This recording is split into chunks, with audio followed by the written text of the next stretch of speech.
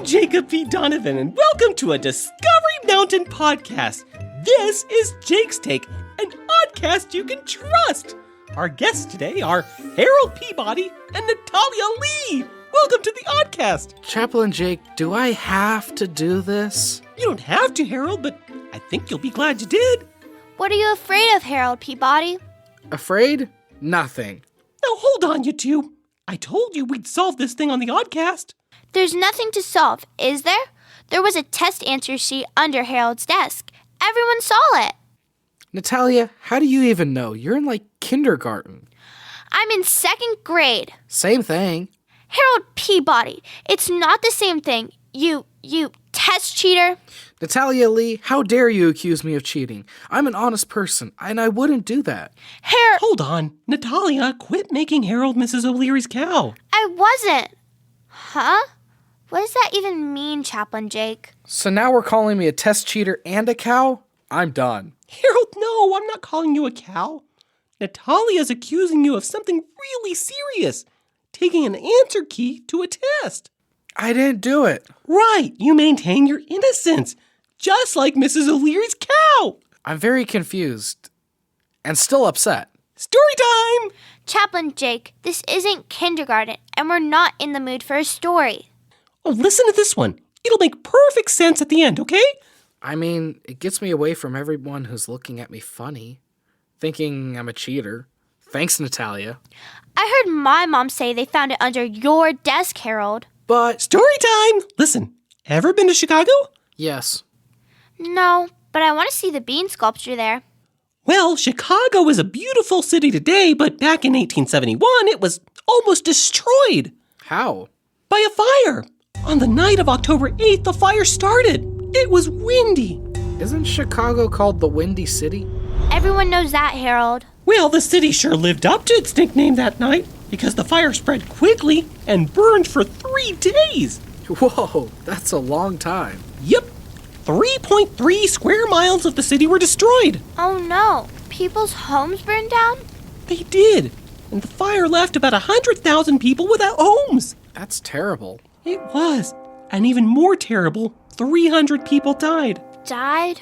Ooh, that was a bad fire. It sure was. How'd it start? It started in Mrs. O'Leary's barn.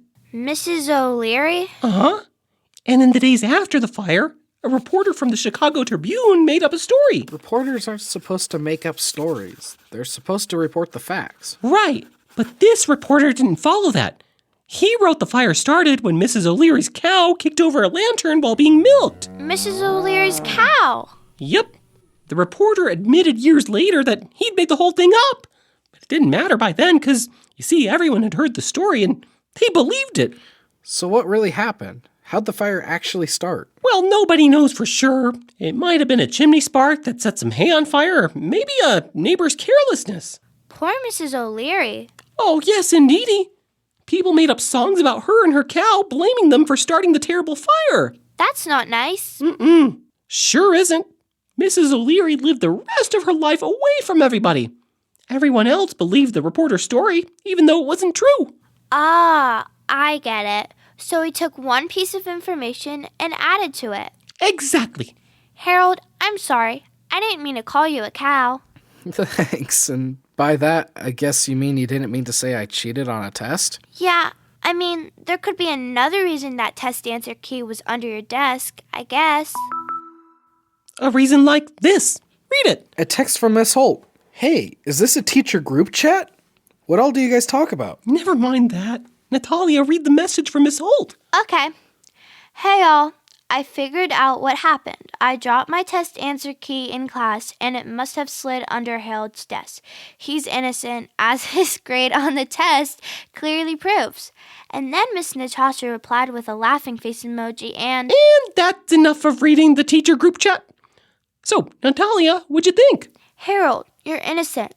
I'm so sorry. Well, thank you. And I told you I was. I was being like the reporter. I have to make it right. Do you want to make an announcement, Natalia?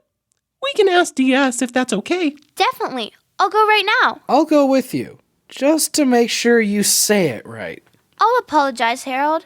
Yeah, but I'll make sure you don't call me a cow. Fine. Come on. But You guys, the Oddcast! Ugh. Well, listeners, my story really helped. Have you ever been in a situation like this? There's a verse about this in the book of Proverbs. Let me read it for you to close since my guest has left. Let me read it for you to close since my guests have left me. It says, "For lack of wood, the fire goes out, and where there's no whisperer, quarreling ceases." That's Proverbs 26, verse 20. So, if you hear something, don't add wood to the fire. Find the truth before you spread a lie. Lies can spread faster than fire. Hey, Chaplain Jake. Oh, Harold, yeah? Thanks for helping me. You're welcome. And that's our show for today. I'm Jacob P. Donovan, and you've been listening to Jake's Take, an oddcast you can trust, recorded at the Discovery Mountain Academy Studios. Discovery Mountain is a listener-supported program brought to you by the Voice of Prophecy. You can give at discoverymountain.com.